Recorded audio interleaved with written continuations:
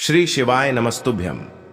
हर हर महादेव। दोस्तों, आप सभी लोग जानते हैं कि 20 सितंबर 2024 यानी शुक्रवार के दिन पितृपक्ष की तृतीया तिथि पड़ रही है दोस्तों। और दोस्तों, ये वो शुक्रवार है जो पितृपक्ष महीने में पड़ने वाला सबसे बड़ा शुक्रवार है, क्योंकि यह पितृपक्ष महीने में पड़ रहा है। तो दोस्तों, इस शुक्रवार के दिन आपको ये उपाय अवश्य ही करना चाहिए। और दोस्तों, आप सभी लोग जानते हो, शुक्रवार का अगर सबसे बड़ा कोई उपाय है तो वो एक चुटकी काले तिल वाला उपाय है। तो दोस्तों, इस शुक्रवार तृतीया के दिन आप लोगों को इस एक चुटकी काले तिल वाले उपाय को जरूर करना है। बहुत सारे लोग होंगे जिन लोगों ने इस उपाय को ना किया हो, मतलब पूरा साल निकल गया, उन्होंने किसी भी दिन इस काले तिल वाले उपाय को ना किया हो। पर दोस्तों, आपके पास एक आखिरी मौका बचा हुआ है जो कि 20 सितंबर के दिन है। तो इस दिन आप लोगों को इस वाले उपाय को जरूर कर लेना है। भले ही आपने पूरे साल भर इस उपाय को ना किया हो, पर अगर आपने इस श्राद्ध पक्ष महीने की तृतीया तिथि के दिन अगर इस वाले उपाय को कर लिया तो आपको इस उपाय को करने का वो फल मिलेगा जिसकी आपने कभी कल्पना भी नहीं करी होगी। इसीलिए आप लोग इस वाले उपाय को एक बार जरूर कर लेना, ताकि आप लोगों के हाथ से यह मौका ना जा सके और आपको इस उपाय को करने का फल मिल सके। दोस्तों, यह उपाय पंडित जी ने अपनी अभी की ही शिव महापुराण की कथा में बताया है। जी, इस उपाय को आज हम आपको बहुत अच्छे से समझाने वाले हैं। इस वीडियो को देखने के बाद इस उपाय को समझने के लिए आपको कोई और वीडियो को देखने की जरूरत नहीं पड़ेगी। तो चलिए दोस्तों, उपाय को शुरू करते हैं। देखिए, ये इस पितृपक्ष महीने के शुक्रवार के दिन यह इतना खास होता है, इतना महत्वपूर्ण होता है। देखा गया है कभी कभी बड़े बड़े पूजा पाठ अनुष्ठान से जो मनोकामना पूर्ण नहीं होते, वो पितृपक्ष महीने के दिन एक छोटे से उपाय करने से ही आपकी मनोकामना पूर्ण हो जाती है। और बहुत सारे लोगों ने इस उपाय को किया भी है और उनको इस उपाय को करने का फल भी जरूर मिला है। अगर आप लोग भी इस उपाय को करना चाहते हैं तो आप इस उपाय को पहले अच्छे से समझ लेना, सुन लेना, उसके बाद करना।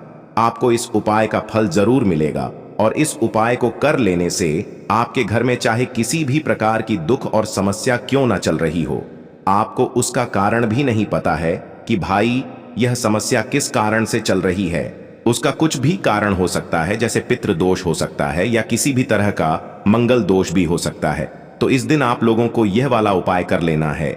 यह एक ऐसा उपाय है जिस उपाय को अगर किसी विशेष दिन पर किया जाए तो भाई उस विशेष दिन का जो है वह तो हमें मिलता ही मिलता है। पर हमने उस दिन पर इस काले तिल वाले उपाय को किया है तो हमें उससे भी बड़ा फल मिलता है। और फल बहुत जल्दी मिलता है, क्योंकि आप इस उपाय को बहुत ही बड़े और विशेष दिन पर कर रहे हो।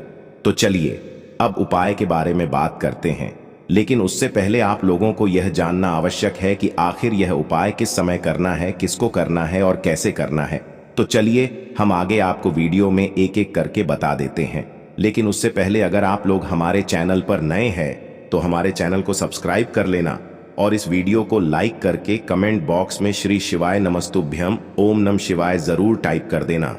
तो दोस्तों, इस एक चुटकी काले तिल वाले उपाय को हमें इस शुक्रवार के दिन कैसे करना है, किसको करना है, किस समय करना है और कहां पर करना है, ये सारे सवालों के जवाब आपको इस वीडियो में मिल जाएंगे। और जो ये वीडियो देखेगा भाई, उसको एक चुटकी काले तिल वाला उपाय जरूर करना चाहिए, क्योंकि इस दिन एक काले तिल का भी बहुत ही बड़ा और विशेष महत्व होता है।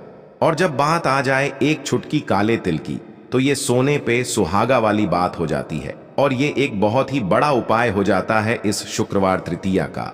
तो अब दोस्तों, इस काले तिल वाले उपाय को आखिर करना किसको है, सबसे पहले हम लोग वो बात जान लेते हैं। तो देखो, घर की जो बड़ी माताएं बहनें होती हैं, उन माताओं बहनों में से कोई भी एक बड़ी माता बहन इस वाले उपाय को कर सकती है।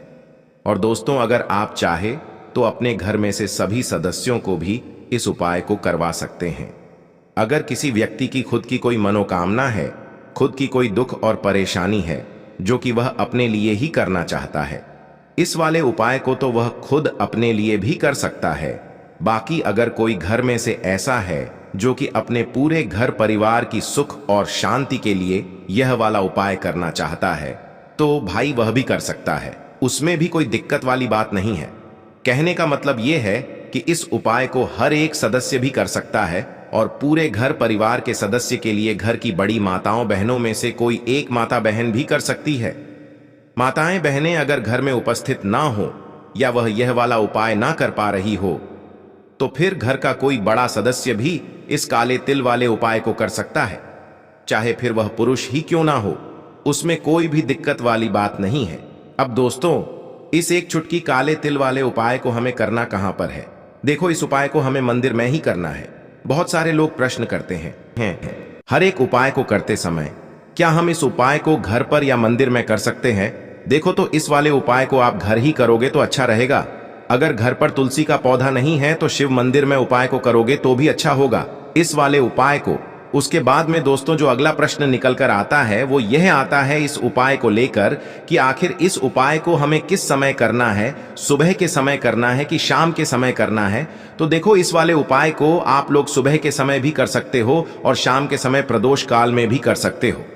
अब अगर आप पूछो कि भाई सबसे उत्तम समय कौन सा रहेगा इस एक चुटकी काले तिल वाले उपाय को करने का, तो हम आपसे बस यही कहेंगे कि इस उपाय को आप शाम के समय करेंगे तो ज्यादा बेहतर होगा। बाकी अगर सुबह के समय भी करेंगे तो भी अच्छा होगा, उसमें कोई भी दिक्कत वाली बात नहीं है। तो अब दोस्तों जो अगली सबसे बड़ी और महत्वपूर्ण बात आती है वो यह आती है कि सुबह अगर हम उपाय को करेंगे तो हमें कितने बजे से लेकर कितने बजे तक के बीच में करना है, और शाम के समय प्रदोष काल में करेंगे तो हमें कितने बजे से लेकर कितने बजे के बीच में करना है। तो देखो, सुबह जितनी जल्दी हो सके आप उपाय को करने की कोशिश करना। बाकी अगर किसी कारणवश लेट भी हो जाओ, थोड़ी देर भी हो जाए तो 10 या 11 बजे तक भी आप उपाय कर लेना, पर 12 बजे से ज्यादा देरी ना हो, ठीक है? इस बात का ध्यान रखना। उसके बाद में दोस्तों अगर शाम के समय प्रदोष काल की बात करें, प्रदोष काल का जो समय होता है वो शाम के 6 बजे से शुरू हो जाता है। मतलब शाम के 6 बजे से लेकर 7 बजे के बीच का जो समय होता है यह समय प्रदोष काल का समय होता है। पर अभी जो मौसम चल रहा है इस मौसम में जो है शाम बहुत देरी से होती है, तो आप इस उपाय को 7 या 8 बजे के बीच में भी कर सकते हो। मतलब शाम के 6 बजे से रात 8 बजे के बीच में आप कभी भी इस वाले उपाय को कर सकते हो, उसमें कोई भी दिक्कत वाली बात नहीं है। परंतु शुक्रवार के दिन कोशिश करना कि समय के अंतर्गत ही कर लो। किसी कारणवश ना कर पाओ तो थोड़ा देरी से भी कर सकते हो, आपको उपाय का फल जरूर मिलेगा। तो चलिए बात करते हैं हमारे पहले उपाय की। देखिए, इस उपाय के लिए आपको 2 दीपक लेने होंगे। दोनों ही दीपक आप मिट्टी के भी ले सकते हैं और दोनों ही दीपक आप शुद्ध आटा मढ़कर उनके भी तैयार कर सकते हैं। अब दोस्तों दोनों ही दीपक के अंदर आपको शुद्ध घी का प्रयोग करना होगा और एक दीपक के अंदर आपको गोल रुई की बाती का प्रयोग करना होगा और एक दीपक के अंदर आपको लंबी बाती का प्रयोग करना होगा। लंबी बाती वाले दीपक के अंदर आप मौली वाला जो धागा आता है कलावा का, उसकी बाती का प्रयोग भी आप लंबी बाती वाले दीपक के अंदर कर सकते हैं। देखिए, 2 दीपक वाला ये चमत्कारी उपाय केवल शुक्रवार की रात्रि में ही किया जाता है, इसीलिए आपको इस उपाय को बहुत ही ध्यान से समझना। इसी के साथ में आपको एक चुटकी काले तिल के दाने लेना है और इसी के साथ में आपको मात्र एक चुटकी हल्दी भी लेनी होगी। अब दोस्तों ये सभी सामग्री लेकर के आपको रात्रि के समय पहुंच जाना है अपने घर में, जहां कहीं भी तुलसी जी का पौधा, तुलसी माता का निवास स्थान है, वहां पर देखिए दोस्तों, सबसे पहले तो आपके पास जो एक गोल बाती का दीपक, उसे आपको तुलसी जी के वहां पर प्रज्वलित करना है। दीपक को प्रज्वलित करते समय आपको ओम नमो भगवते वासुदेवाय इस मंत्र का 11 बार जाप कर लेना है। अब देखिए दोस्तों, आप जो एक चुटकी काले तिल के दाने लेकर के आए हैं उन्हें आपको अपने सीधे हाथ में रखना है और जो आपने गोल बाती वाला दीपक प्रज्वलित किया है माता तुलसी जी के वहां पर, उसके ऊपर से आपको इन एक चुटकी काले तिल को घड्डी की दिशा में घुमाना है। आपको अपना नाम और अपनी गोत्र को बोल देना है और फिर आपको इन काले तिल को उससे जलते हुए दीपक के अंदर डाल देने हैं। देखिए, काले तिल भगवान विष्णु के पसीने से उत्पन्न हुए हैं और जब भी हम यह दीपक नवमी की रात्रि में प्रज्वलित करते हैं तो इससे हमें हमारे कर्ज में राहत मिलती है, हमारे जीवन में धन प्राप्ति के नए नए मार्ग खुलते हैं। हमारा अगर कोई भी कार्य रुका हुआ है तो वह भी परिपूर्ण होता है। देखिए, गोल बाती का जो दीपक है, विशेषकर हम माता तुलसी के वहां पर भगवान विष्णु और माता लक्ष्मी के निमित्त प्रज्वलित कर रहे हैं। इस प्रकार से आपको ये दीपक प्रज्वलित कर देना है। अब जो आपके पास लंबी बाती का दीपक है, एक छुटकी हल्दी है, तो इससे आपको लेकर के पहुंचना है अपने घर के मंदिर में। आपके घर के मंदिर में माता लक्ष्मी की जो भी प्रतिमा ही मूर्ति है, उनके सामने सबसे पहले तो आपको ये लंबी बाती का दीपक रखना है। फिर आपको दीपक को प्रज्वलित कर देना है। दीपक को प्रज्वलित करते समय आपको ओम महालक्ष्मी नमः इस मंत्र का जाप करते रहना है। अब दोस्तों, आपके पास जो एक छुटकी हल्दी है, उसे आपको अपने सीधे हाथ में रखना है और इस एक छुटकी हल्दी को आपको उस दीपक के ऊपर से 11 बार घड्डी की दिशा में घुमाना है और आपको ओम महालक्ष्मी नमः मंत्र का जाप करते रहना है और इस एक छुटकी हल्दी को आपको उसे दीपक के अंदर डाल देना है। देखिए, एक छुटकी हल्दी वाला जो दीपक है आपके जीवन से दुर्भाग्य को समाप्त करता है, माता लक्ष्मी की आपको कृपा प्राप्त करवाएगा, धन प्राप्ति के आपके जीवन में नए नए मार्ग बनाएगा। देखो, अगला उपाय है वो भी बहुत ज्यादा खास है। तीनों उपाय को आप जरूर सुनना, क्योंकि जो आपको अच्छा लगे वो उपाय आप कर सकते हैं। देखिए, इस उपाय के लिए आपको 2 हरी इलायची लेनी होगी। हरी इलायची आपको साबुत लेनी है, खंडित नहीं होनी चाहिए। और इसी के साथ में आपको मात्र थोड़ा शहद लेना है। शहद आपको मात्र आधा चम्मच या फिर उससे भी कम ले लेना है। और इसी के साथ में आपको एक दीपक ले लेना है। दीपक आप चाहे तो मिट्टी का भी ले सकते हैं और आप चाहे तो शुद्ध आटा मढ़कर उसका दीपक भी आप तैयार कर सकते हैं। इस दीपक के अंदर आपको मौली का जो धागा आता है, कलावा का, उसकी बाती का प्रयोग करना होगा। यानी कि इस दीपक के अंदर आपको लाल रंग की बाती का प्रयोग करना होगा और इस दीपक के अंदर आपको शुद्ध घी का प्रयोग करना होगा। अब ये सारी सामग्री लेकर के आपको अपने घर में जो भी मंदिर है वहां पर पहुंच जाना है और आपको माता लक्ष्मी के किसी भी स्वरूप के सामने बैठ जाना है। अगर माता लक्ष्मी की फोटो है, माता लक्ष्मी की प्रतिमा है, तो उनके सामने आपको बैठ जाना है। अगर माता पार्वती की प्रतिमा है तो उनके सामने आपको बैठ जाना है। यानी कि किसी भी माता के स्वरूप के सामने आपको बैठ जाना है। अब देखिए, सबसे पहले तो आपको माता रानी के सामने थोड़ी सी चावल की ढेरी बना देनी है। यानी कि थोड़ी सी अक्षत के दाने आपको माता रानी के सामने रखना है। उसके बाद आप जो एक दीपक लेकर के गए हैं, उस दीपक को आपको उन्हीं चावल के दानों के ऊपर रख देना है और फिर इस दीपक को आपको माता रानी के सामने प्रज्वलित कर देना है। देखें, इस दीपक को प्रज्वलित करते समय आपको ओम महालक्ष्मी नमः इस मंत्र का लगातार जाप करते रहना है। दीपक को प्रज्वलित करने के बाद आप जो 2 हरी इलायची लेकर के गए हैं, उसमें से एक हरी इलायची को तो आपको उसी दीपक के अंदर डाल देनी है और वहीं पर आपको कम से कम 21 बार ओम महालक्ष्मी नमः इस मंत्र का जाप कर लेना है। अब आपके पास जो शहद है और एक हरी इलायची है, उसे सीधे आपको लेकर के पहुंच जाना है। भगवान शिव के मंदिर में पूज्य गुरु जी ने बताया है कि यह उपाय आपको सिर्फ और सिर्फ शाम के समय ही करना होगा। शाम को जब भी सूर्यास्त का समय होता है तो उस समय आपको ये उपाय करना है। लेकिन सबसे पहले तो आपके पास जो एक हरी इलायची है, उसे आपको उस शहद के अंदर अच्छे से डुबो देना है। यानी कि शहद का लेपन उसे हरी इलायची के ऊपर चारों तरफ आपको कर देना है। अब यह जो शहद से युक्त हरी इलायची है, इससे आपको भगवान शिव के शिवलिंग पर अर्पित कर देनी है और आपको वो श्री शिवाय नमस्तुभ्यम इस मंत्र का लगातार जाप करते रहना है। फिर इसके बाद आपको एक लोटा जल भी अपने साथ लेकर के जाना। तो यह एक लोटा जल भी आपको धीरे धीरे शिवलिंग पर समर्पित कर देना है और आपको श्री शिवाय नमस्तुभ्यम इस मंत्र का जाप करते रहना है। फिर इसके बाद आपको अपने घर आ जाना है। इस प्रकार से आपको ये उपाय कर लेना है। तो चलिए दोस्तों, जान लेते हैं गुरुजी द्वारा बताए गए दूसरे उपाय के बारे में। देखिए, इस उपाय के लिए आपको लेना है 11 चावल के दाने। गुरुजी ने कहा है चावल के दाने खंडित नहीं लेने हैं, बिल्कुल साबुत होने चाहिए। उसके साथ में आपको लेना है एक बेलपत्र।